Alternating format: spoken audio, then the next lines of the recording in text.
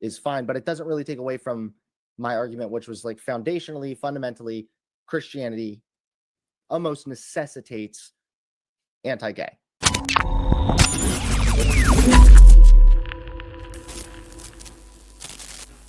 Hi, guys. Today we're asking the question, is Christianity anti-gay? If you ask Hunter Avallone when he talked to Michael Jones, he would say yes. And we are going to look at that clip a little bit today. It's a great discussion. I recommend you check the entire thing out. With no more further ado, let's check out the video. I know that that the evangelicals alone are the least accepting of gay people in America.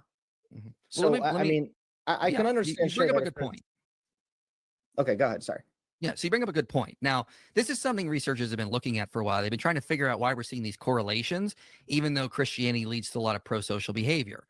So we need to understand that oftentimes there are different variables. There was another study done called Mediational Effects of Right-Wing Authoritarianism, Factors in Path Religiosity, Prejudice Towards Sexual and Gender Diversity.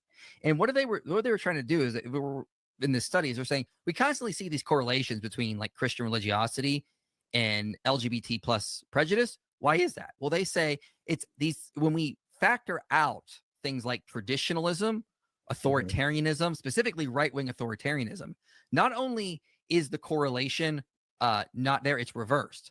So they fully mediates it. And then therefore the factor religiosity, specifically Christian religiosity, if you look at the sample size, it actually reverses. It actually is negatively associated with LGBT plus prejudice.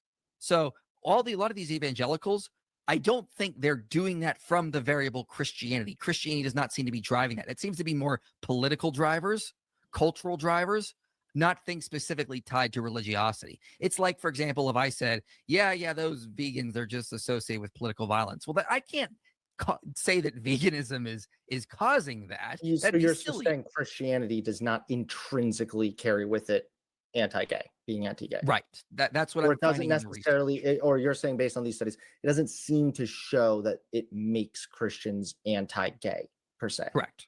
That's kind of what I'm trying to. I mean, I know from my experience, obviously, I've debated Christians that are anti-gay because I invite those kinds of people on, right? Like those are the kind of people I invite on to debate usually. I mean, that's definitely really interesting, and I want to look more into it. I'm looking it up a little bit right now. I'm trying to see if there's any other like, what else there is on this topic. But no, I mean, I'm glad to hear that. So right here, the studies are actually showing something that is actually the opposite of Hunter's claim and what many people claim today, which is if you actually remove basically right-wing, like politicized people from the equation, the Christians that remain are actually far more tolerant than other people groups, because the reality is Christianity is actually a very libertarian religion. We actually believe that every person is responsible for God, for his or her own self, and that we are to love one another despite our various differences. So Hunter's claim here is actually apparently not true, but it is what the studies show out. And I can say that as someone who's raised in the church, as someone who serves in the church, I can tell you right now that that actually bears out very truthfully. I find that those who are actually the most politically engaged tend to be also those who are the most hostile toward LGBTQ people. But then on top of that, those who are actually just not like Christians who just go to church and just don't really care about the political things as much are actually probably the most tolerant. But that isn't to say that to tolerate means that they are pro. As Michael has pointed out to Hunter and others, Christians actually do push against the LGBTQ lifestyle, but not because of a political discrimination, but because we tell people that if you want to honor God, then you need to repent and actually reflect his sexual ethic and what you were properly designed for. This is why on the channel we've been talking a lot about theology of the body, because the way we view our bodies and how it's designed instantly does impact us on the ground floor on how we interact with this world. Now let's see what else he has to say about homosexuality and the idea of birth rates and other problems. If it doesn't lead to legislation, then sure, maybe it's not as like maybe that side of things is fine, but it doesn't really take away from my argument, which was like foundationally, fundamentally, Christianity almost necessitates anti-gay. Okay. Well, here's what I would say about that. So I don't think it necessitates anti-gay. I think it does call people that have that to leave same-sex relationships in the sense that they can't be having sex with each other. Now here's what I'm trying to do is I'm trying to make a cultural argument for why Christianity would gravitate towards this direction.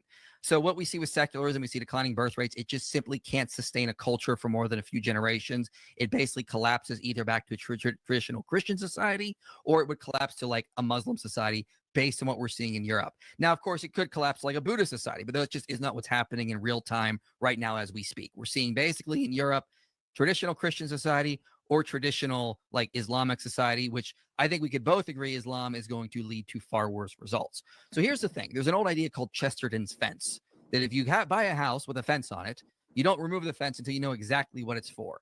Since I've talked about homosexuality being like a covenantal sin, I'm also making the case there are practical implications for a larger society, because what we see in often secular societies is we see abysmally bad birth rates. We also see celebration of LGBT plus, which often encourages young people to engage in that kind of lifestyles, so they receive praise from the surrounding culture. Christianity seems like a fine, simple middle, though. Whereas we tolerate, like we have human rights. We tolerate people, even though we don't agree with them. They can go live their life if they don't want to go to church and be a part of that community. But we also don't throw them off rooftops.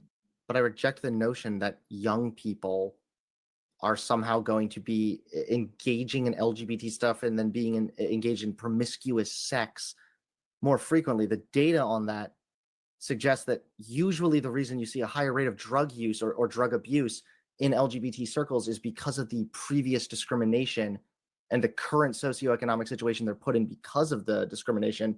It's not like being gay is just going to make you do drugs. If anything, wouldn't you argue, though, that like a celebration that says, hey, it's okay to be gay, doesn't that make it more acceptable, which makes people less isolated, less depressed, and then less likely to do drugs? Well, here, I'll give you that, because I just want to make the larger point I'm trying to make here, which is like, so what we tend to see with the Christian society is we see sustainable birth rates, a population that is able to buffer against issues that come up in secularism. Meanwhile, we don't have active persecution from Christianity itself, like you see in a traditional Islamic society where gays are thrown off rooftops. So maybe there is a practical implication here. When we move towards secularism, we see an increase of that, and it reduces birth rates, causing population collapse ultimately. So there could be a practical implication, is what I'm saying, with regards to what Christianity sort of sets up within boundaries.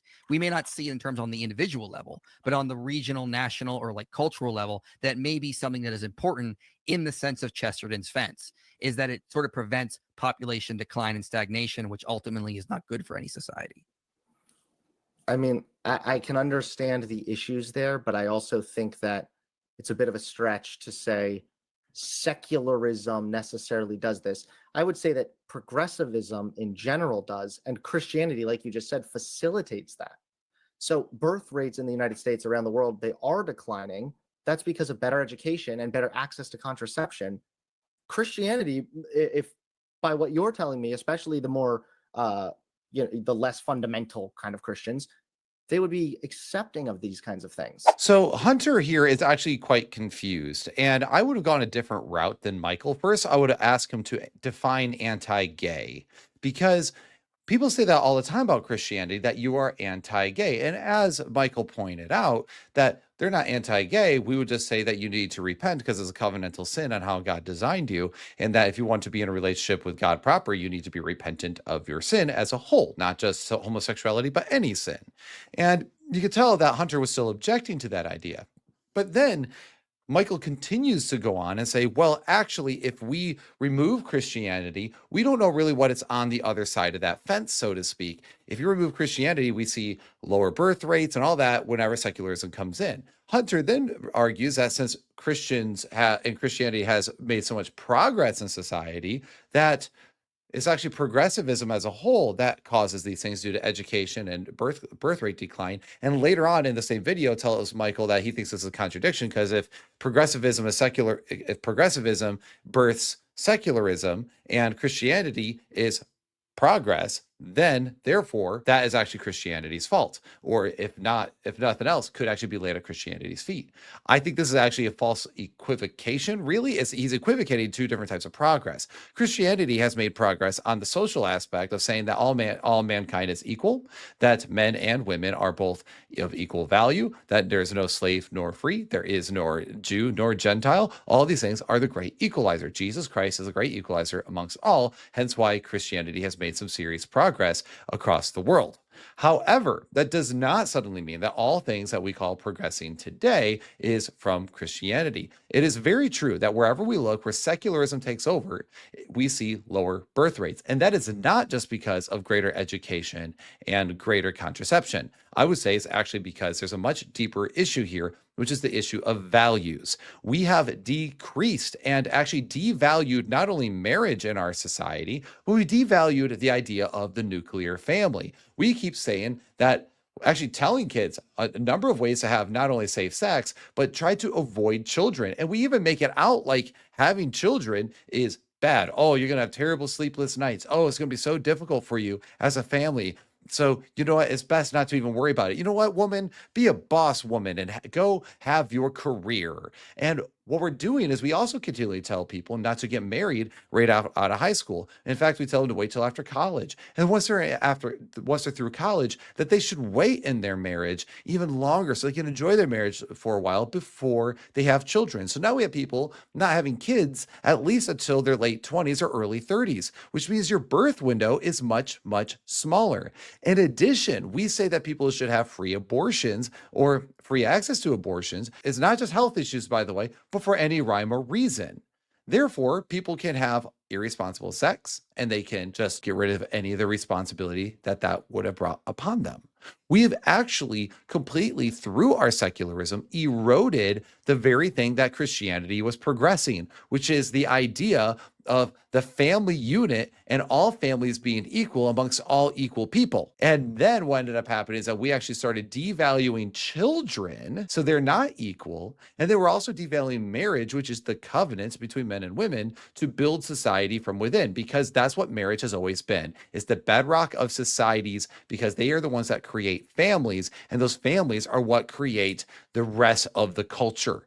But it's actually secularism whose very values at the very core has gone contrary to Christianity, and is why we're seeing birth rates continue to plummet, which is also why we see people's anxiety and depression rates increasing. And it's because it cannot actually answer life's biggest questions, and it actually is vacuous in its purpose driving morals for humanity. And that is why Christianity is really the only response to the growth in Islam right now, and which is why we need a bursting forth of boldness from Christians to push against the secular worldview and push the Christian worldview and divorce Christianity from political pundits to be manipulated, and instead be the force for the King of Jesus Christ like it was intended to be. And only then will we see Christianity not only thrive in our culture, but we will see the very name of Jesus being proclaimed and Christianity far more reasonable. So anyway, guys, these are my thoughts on this. Go check out the full conversation with Hunter Avallone